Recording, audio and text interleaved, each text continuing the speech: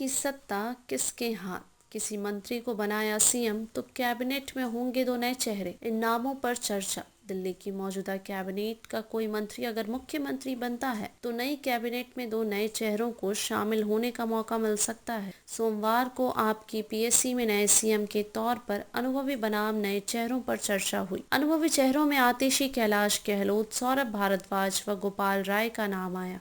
इनमें से कोई सदस्य अगर मुख्यमंत्री बनता है तो विधायकों को कैबिनेट मंत्री बनाया जाएगा। इसमें जातीय व क्षेत्रीय आधार को तवज्जो मिलेगी। दूसरी तरफ मुख्यमंत्री के नए चेहरों में कुलदीप कुमार और राखी बिरलान आगे रही। सूत्र बताते हैं कि जिस तरह से बीते महीनों में सरकार के काम बेपटरी हुए हैं, उसमें अनुभवी चेहरों की तरफ से पीएससी का झुकाव दिखा। इसमें सबसे आगे आतिशी का नाम आया, वहीं दूसरे मंत्रियों की दावेदारी भी मजबूत रही। इसमें इस बात का भी आकलन किया गया कि उपराज्यपाल के मौजूदा रुख को देखते हुए कौन सा चेहरा काम करवाने में बेहतर साबित हो सकता है। कैलाश गहलोत इस नजरिए से अभी तक बेहतर रहे हैं। वहीं विवादों के बीच परिवहन विभाग की कई योजनाओं को अंजाम तक पहुंचाने में भी उनको कामयाबी मिली है। दूसरी तरफ पार्टी की राष्ट्रीय राजनीति में बढ़ती दखल और हरियाणा और महाराष्ट्र चुनाव को देखते हुए पीएससी में नए नामों पर भी चर्चा हुई। इसमें पार्टी नेताओं की राय रही कि अनुसूचित जाति का मुख्यमंत्री बनाने का सियासी संदेश राष्ट्रीय स्तर पर अच्छा जाए। इसके लिए कुलदीप कुमार और राखी बिरलान की खूबियों और खामियों पर बात हुई। इन नामों को मंगलवार के विधायक दल की बैठक में रखा जाएगा। इसमें नए मुख्यमंत्री के नाम पर मुहर लगेगी। मुख्यमंत्री के इस्तीफे के साथ दिल्ली कैबिनेट होगी भंग। दिल्ली के मुख्यमंत्री के इस्तीफा देने के साथ ही उनकी कैबिनेट भंग हो जाएगी। इसके बाद जिसे भी मुख्यमंत्री बनाया जाएगा वह अपनी कैबिनेट का गठन करेगा। पीएससी की राय है कि सभी पुराने मंत्रियों को नई कैबिनेट में शामिल किया गया।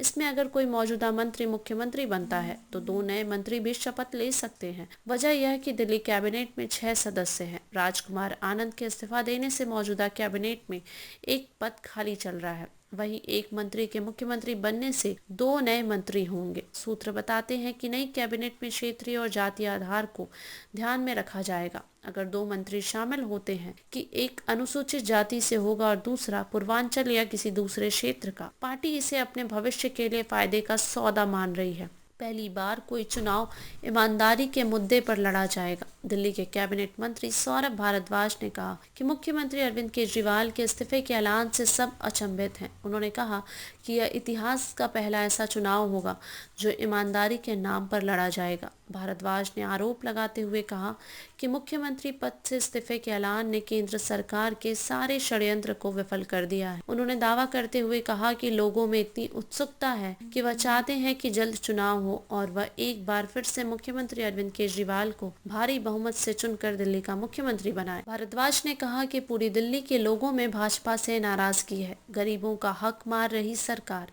भाजपा ने दिल्ली सरकार को गरीब व अनुसूचित जाति विरोधी बताया है। दिल्ली विधानसभा में नेता प्रतिपक्ष विजेंद्र गुप्ता कहा केजरीवाल सरकार ने हजारों गरीब परिवारों को राशन न देकर उनके मुंह से निवाला छीना है। उन्होंने बताया कि नेशनल फूड सिक्योरिटी एक्ट के तहत समाज में सबसे निचले तबके के परिवार को भी राशन देने के उद्देश्य से अंत्योदय अन्न योजना शुरू किया गया था। अति करीब 1,56,800 परिवारों को हर महीने 35 किलो राशन देने का प्रावधान था। फूड एंड सिविल सप्लाई विभाग ने राशन कार्ड देने के लिए विधानसभा अनुसार सूची बनाई। संबंधित विभाग के मंत्री इमरान हुसैन की मंजूरी के लिए इसे भेजा, बावजूद राशन नहीं मिल रहा। इस प्रेस वार्ता में विधायक अभय वर्मा और दिल्ली भाजपा के मीडिया प्रभारी प्रवीण शंकर कपूर भी उपस्थित थे। अगर आपको हमारी वीडियो पसंद आई हो तो हमारे वीडियो को लाइक करें, शेयर करें और हमारे चैनल धुरंधर टाइम्स को सब्सक्राइब करना ना भूलें।